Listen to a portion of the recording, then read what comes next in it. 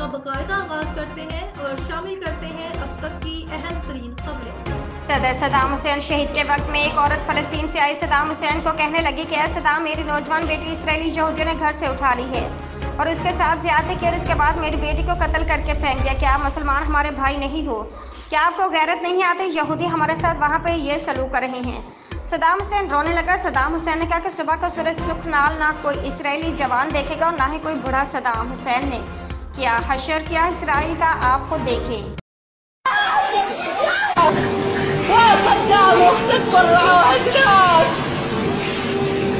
وصدام اختك فرعوها جناب وصدام كامل وصدام اختك فرعوها جناب وصدام اختك فرعوها جناب وصدام بابا الغسل ولا لها من الرجول افعال ستم مملوك وشيوخ وزعامه رجاله ولا بزحية الرجال عقال ولا تعرف حلاله ولا حراما.